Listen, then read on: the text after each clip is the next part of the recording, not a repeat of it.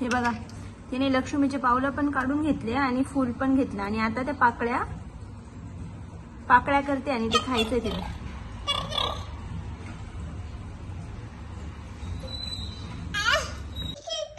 शुभ सकाळ मंडळींनो, welcome back to Rujaj world YouTube channel. आणि जे आपले नवीन सबस्क्रायबर्स आहे, फॅमिली मेंबर्स अर्थातच, त्यांना सांगते मी पूजा. आपल्या रुजाज वर्ल्ड यूट्यूब चॅनलमध्ये तुमच्या सर्वांचं अगदी मनापासून स्वागत करते. तर आज आहे कोजागिरीच्या तुम्हा सर्वांना आमच्याकडून खूप खूप शुभेच्छा. जसं की आम्ही नवरात्री सिरीज केली होती आणि त्या सिरीजला तुम्ही सर्वांनी खूप भरभरून प्रेम दिला, यासाठी तुमच्या सर्वांचे खूप खूप आभार. तर भरपूर जणांनी मला विचारलं की तू हे एवढं सगळं कसं मॅनेज केलं, सकाळी बेबीला आवरून स्वतःचं आवरायचं, त्यानंतर नवरवरांसाठी टिफिन, देवपूजा, हे सगळं कसं केलं. तर मंडळींनो, माझ्या आजूबाजूला पॉझिटिव्ह माणसं आहे आणि ती पॉझिटिव्ह वाईब ते मला देतात आणि होतं सगळं. जर इच्छा असेल तर देव आपोआप मार्ग दाखवतो. हृदयाला रेडी करणं, त्यानंतर घरातलं घरकाम, देवपूजा आणि स्वतः सुद्धा रेडी होणं आणि बाकीच्या सगळ्या गोष्टी आवरण्यात ना कधी कधी मला दुपारी जेवणाला 2 ते 3 वाजून जायचे. परंतु तुमच्या सर्वांच्या ज्या पॉझिटिव्ह कमेंट्स वाचून ना खरंच खूप भारी वाटायचं आणि दुसऱ्या दिवशी पुन्हा एक नवीन व्हिडिओ बनवण्यासाठी ती एनर्जी यायची. आजूबाजूला असं पॉझिटिव्ह लोक असले ना, आपल्याला आपोआप पॉझिटिव्ह वाईब येतात आणि आपण सगळ्या गोष्टी आपल्याकडून बाप्पा करवून घेतो. तर thanks to all of you guys.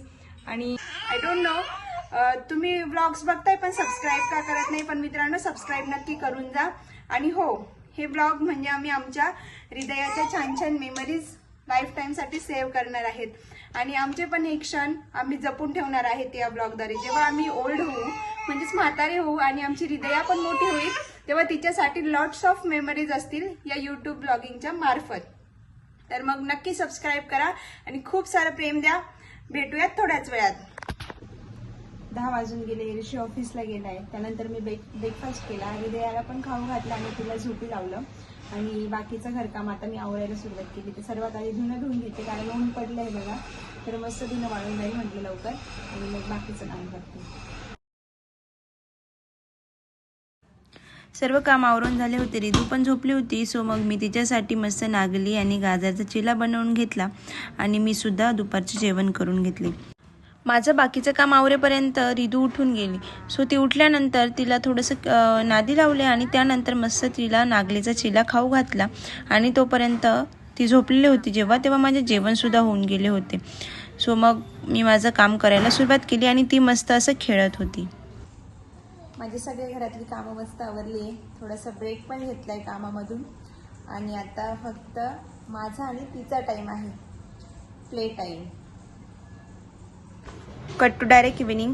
माऊ झोपलेली होती आणि ती झोपेतून उठल्यानंतर मला काही कंटेंट लिहायचं होतं. अर्ध ऑलरेडी लिहून झालं होतं जेव्हा ती झोपली होती, परंतु थोडं बाकी होतं. सो मग ती उठल्यानंतर मी ते पूर्ण केलं आणि तिला असं झोपेतून उठल्या ना आईच पाहिजे असते. सो तिला कडेवर घेऊन मला हे जरा लिहावं लागत होतं.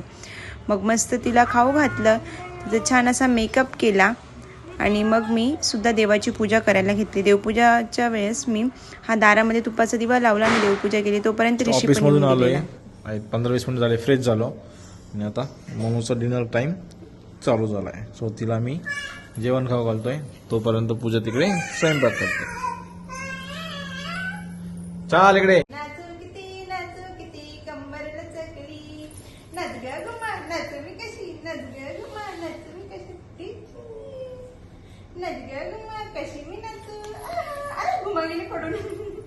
One eternity later. रात्रीची 11:30. हृदया झोपली आणि तिला झोका देत देत ऋषी पण झोपलाय आणि माझं पण किचन आवरलेलं आहे. आपलं कोजागिरीचं दूध मी आटवायला ऑलरेडी ठेवलं आहे, बिकॉज ती झोपली तोपर्यंत जेवढं होईल तेवढं करून ठेवते मी.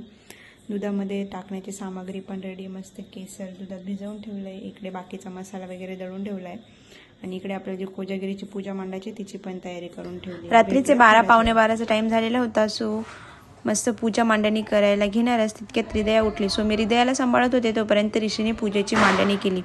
कोजागिरीच्या रात्री आपण माता लक्ष्मी, इंद्रदेव आणि चंद्रदेवांची पूजा करतो.